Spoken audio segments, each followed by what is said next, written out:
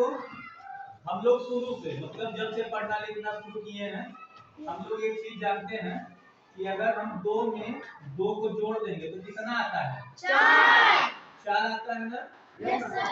गणित में हमेशा दो और दो जोड़ने पर कितना होता है? 4। दो वस्तुएं हैं, उनमें दो वस्तु और जोड़ दो। जैसे हमारे पास अगर दो मार्कर हो, अब दो मार्कर हमारे पास और आ जाए तो कुल मिला के कितना हो जाएगा? 4। लेकिन आज हम लोग जानेंगे कि गणित में दो और दो जोड़ने पर 5 भी होता है। हालांकि ऐसा होता नहीं है, लेकिन गणित की जो नियमावली है, गणित के जो नियम होते हैं, उसी के अनुसार हम आज जोड़ के बताएंगे कि दो और दो कितना हो सकता है? 5। चलो देखो, दो और दो 5 कैसे होता है, इसका आज हम लोग प्रूफ देखेंगे कि दो और दो जोड़ने पर 5 कैसे होता है। अच्छा ये बताओ सब लोग, जीरो है तो क्या ये जीरो के बराबर होता है? होता है। जीरो जीरो के बराबर होता है, कहीं नहीं कह रहे हम लोग। जीरो मतलब कुछ नहीं।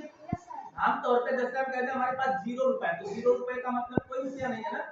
अब तुम्हारे पास 0 रुपए है, मतलब तुम्हारे पास भी कोई रुपए नहीं है, तो तुम और हम बराबर हो गए ना? Yes sir. तो 0 और 0 बराबर नहीं होगा? Yes sir. होगा। 0 0 के बराबर होता है भाई।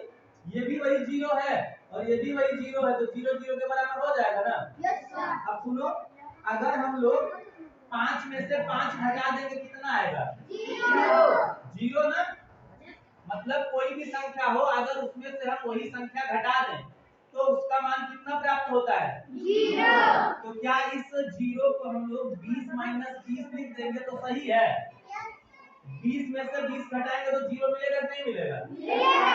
मिलेगा। ऐसे ही अगर हम लोग 25 में से 25 घटा दें, 25 में से 25 घटाएंगे तो 0 मिलेगा? 25 रुपए थे, हमने पूरे 25 रुपए तुमसे वापस ले लिए, तो तुम्हारे पास क्या रुपया बचा? 0। तो ये 20 में से 20 जाएगा तब भी 0 और 25 में से 25 जाएगा तब भी 0। चलो देखो, 20 को क्या हम लोग 4 गुणे 5 लिख सकते हैं? 4 पंचे 20 होता है ना? Yes sir. लिख देंगे। ऐसे ही ये वाले 20 को भी हम 4 गुणे 5 लिख देंगे, 4 पंचे 20। सेम ऐसे ही ये जो 25 लिखा है, 25 को हम लिख सकते हैं 5 गुणे 5, क्योंकि 55 25 होता है। Yes sir. उसके बाद ये वाला जो 25 है, इसको भी हम लिख देंगे 5 गुणे 5, क्यों? क्योंकि 55 25 होता है। अब सुनो, आगे की चीज क्या है, एक पद ये हो गया और माइनस लगा के एक पद ये हो गया ना। दोनों में अगर कोई गिनती मिलती हो ना, तो उसको हम दोनों में से बाहर निकाल लेते हैं, उसको बोलते हैं कॉमन लेना।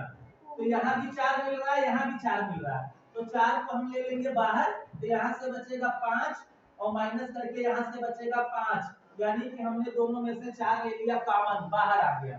सेम ऐसे ही इधर वाले में एक 5 यहाँ पे भी है, एक 5 यहाँ पे भी है, तो हम 5 ले लेंगे कॉमन, तो यहाँ से एक 5 बचेगा और यहाँ से एक 5 बचेगा। अब देखो 4 और ये जो 5 माइनस 5 है, इसका 4 में गुणा है, अगर ब्रैकेट के आगे कोई चिन्ह नहीं लगा है ना, तो इसका मतलब 4 का इसमें गुणा हो रहा है। तो जब गुणा हो रहा है, इसको हम लोग पक्षांतर करके दूसरे साइड में भेजेंगे तो हो जाएगा भाग। तो इसको ऐसे लिखेंगे, पहले इसको लिख लो 5 के साथ में 5 माइनस 5 और बटे में ये वाले से भाग करा देंगे हम लोग, 5 माइनस 5। ऊपर नीचे अगर सेम सेम चीज है तो कट जाती है, कट गया। कट गया कि नहीं कट गया? कट गया। तो यहाँ से हमको मिला 4 बराबर 5, 4 बराबर 5, और हम लोग 4 को 2 प्लस 2 लिख सकते हैं, 2 और 2 4 होता है ना? Yes sir. और बराबर इसके कितना हो जाएगा? 5। तो देखो सिद्ध हो गया ना कि 2 और 2 मिलकर कितना होते हैं? 5। लेकिन इस चीज को हम लोग जानेंगे कि 2 और 2 कितना होता है? खाली 4 होता है। ये तो एक फनी मैथ्स है कि हम लोग 2 और 2 को कितना सिद्ध कर सकते हैं? 5 भी। अगर गणित आता है तो 2 और 2 को हम 5 भी बना